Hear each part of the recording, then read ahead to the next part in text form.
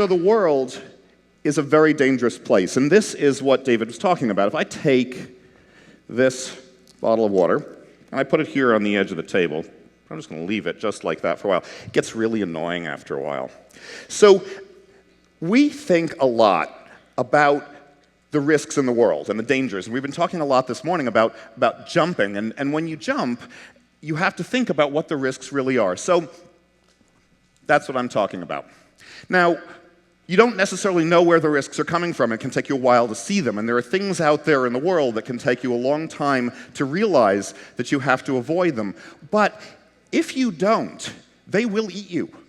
The world is not designed for humans to be in it. Our bodies depend on our brains to keep them safe. We absolutely have to be thinking all the time about the things that can get you. And when we make decisions, we're always taking risk into account in our decisions. So there's certain kinds of decisions you might make. You might make a decision about whether to put a particular type of spider in your hand, or you might make a decision about getting married, or jumping out of an airplane, or eating some particularly strange food. And these are all decisions that you're going to do based on your assessment of risk. And that risk involves two pieces. You need to know what could go wrong, so what's the cost? Like if it goes wrong, how bad is it? Jumping out of a plane, the things that can go wrong are pretty bad, right? And you need to know what's the chance that that could happen. So the risk is the combination of assessing the cost of something going wrong and the probability that it will go wrong.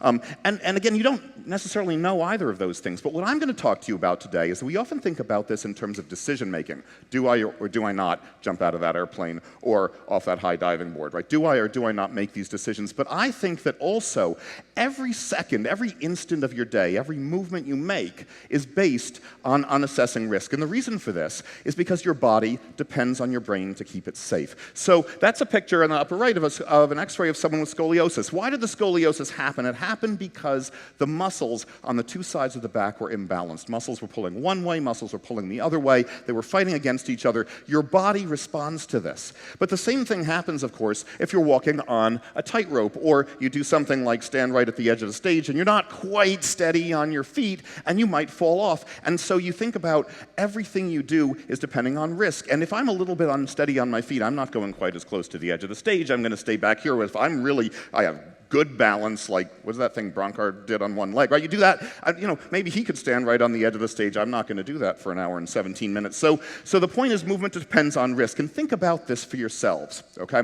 So all of you walked in here, and nobody fell. I didn't see anybody fall. Maybe somebody fell. Most of the time, you walk along, and you don't just spontaneously fall over, so you don't worry about it very much. And if you were walking along a path like the one on the left, you wouldn't think about that very much. But if you were walking along the path on the right, maybe you'd be a little bit less steady on your feet. But you're not going to fall, right? Your chance of falling hasn't increased. Why would you fall all of a sudden, right? And yet, because the cost of falling goes up, you change the very way in which you move. Think of how you're sitting. I'm looking at you guys, and I have to say, in the last 8 minutes that I've been standing up here, I've not seen a single person fall out of their chair. But if you were sitting on that chair to the right, maybe you'd push yourself back a little bit. You think, I've never in my life fallen out of my chair, but what if it happened now, right? So you change what you do. Now, what I want you to do is we're going to do a little scientific experiment. In your bags, you will find a spoon and a marble. I want you to take those out, okay? Take the spoon and the marble out of your bags. We're going to do a scientific experiment. I'm a scientist. We're doing a scientific experiment right here, right now, okay? All right. So you'll find a spoon and a marble. And what I want you guys to do, it'll take you a little while to find these things. What I'm going to have you do is I'm going to have you hold that spoon and move it around. And you will notice that you can take that spoon and you can move it anywhere you want, and it's not particularly hard. And if I asked you to sign your name in the air with it, you could sign your name in the air, and that would be fine. Now put the marble in the spoon, okay? Now try and do that. Ooh, your movement changes, right? I'm moving much more slow, ooh, and I have to watch what I'm doing, right? And my arm gets a little bit stiffer. Now we're going to make it even harder. I want you to hold that spoon with the marble in it, turn to face the person to your left. That way's left for you guys, right? And put your hand next to the arm of the person on your left, because on the count of 3, I want you to give them a gentle push, okay? So, you guys ready? 1, 2, okay, don't do it. Don't do it. But what I wanted you to see is before, as you were expecting the person to push you, your own arm gets stiffer. You get ready for that, because you're ready for the risk, because you see it. Now put these things back in the bags, because I don't want little balls rolling all over the floor here, because that would increase risk. And that's what we're talking about. Okay, so this is the risk, but what I care about, why do I care about this? Okay? So I'm a child neurologist. Wow. So I'm a child neurologist, and I work with children who have problems moving. So imagine that you have problems moving.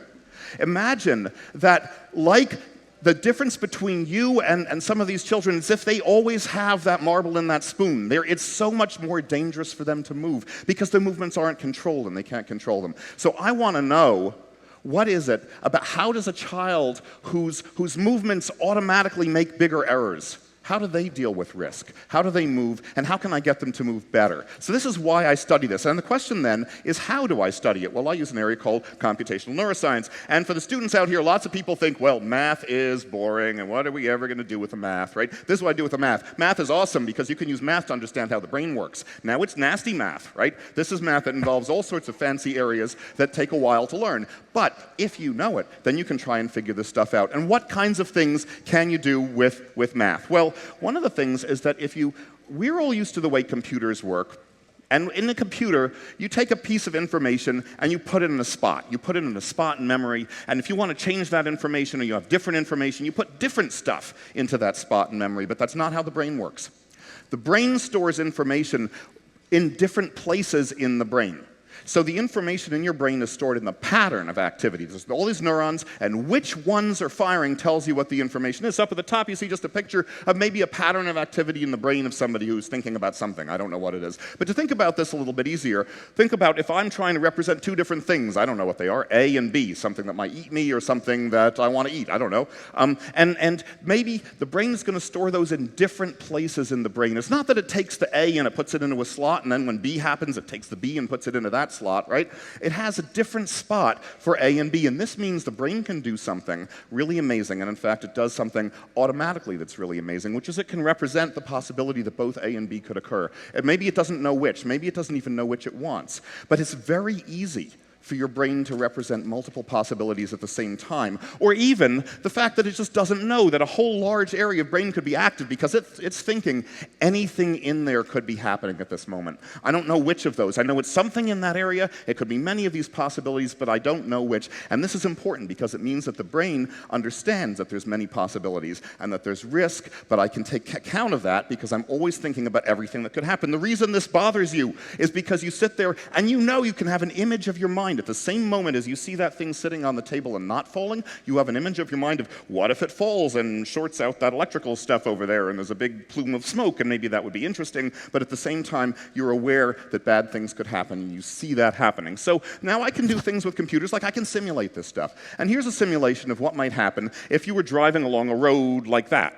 And maybe you're trying to drive fast along a road like that. So it's kind of bumpy, and you're worried about what's going to happen. And now I think the computer is kind of doing the same thing. So imagine that sort of green stripe going into the screen is kind of like a road, and the computer is just trying to figure out where it is. And in the middle area there, maybe the computer is pretty good at it, right? Maybe it sort of knows, in sort of a narrow range, it knows where it is, so it moves to the west side of the road that's far away from the cliff. Or it can choose one area of the road to be on. But in the bottom one, maybe it doesn't know where it is. Maybe it's really foggy. Maybe it's raining. Maybe you're bouncing all over the place because your Jeep is just bouncing off all the rocks and stuff. And now you're not entirely sure where you better stick to the middle of the road because you don't want to hit the cliff or you don't want to fall over, right? So that what you do depends on how sure you are of where you're going, right? So then we try to build real robots. Here's an example of that robot, but I'm showing it in the video because these things, I don't know, it's hard to set them up. But it's just a little desktop robot. Nothing amazing. But we hooked it up to a camera. So that little red thing down there is a camera, and this robot likes green things. And so what the robot's trying to do is it's just trying to stay near the green thing, or basically kind of point at the green thing. So as one of my students moves the green apple around, the robot just tracks it. It's interesting, it's fun. The cool thing here is that the way we made this robot do this is using a simulation of neurons. So we're building this like the way we build a brain, not the way you'd normally build a computer.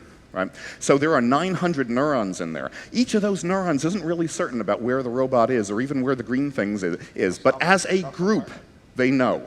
As a group, the neurons can kind of work together, and the pattern over all the neurons is almost like all those neurons kind of voting for what happens, and then they all vote for where they want to be, and the neurons that point toward the green thing win. But here's where it gets fun. Suppose now I tell the robot, well, green things are good, but orange things can be dangerous. So here comes the orange thing into the robot's field, and the robot knows to pull away from it, right? And why is it doing this? It's doing this sort of automatically. It's figuring this out because I gave it a structure like the structure in the brain.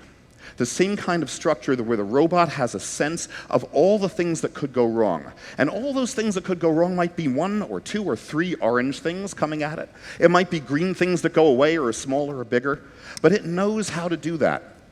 So that the robot tells me that the math, that this theory of how the brain works, gives me some idea that I can do this kind of control, and I can do this kind of control in its own way. You know, we protect robots, right? This thing is delicate. It gets carried out here very carefully. I carry it back. This robot doesn't have to go out into the world and do unknown things. This robot doesn't have to walk into places it's never been before, but we do.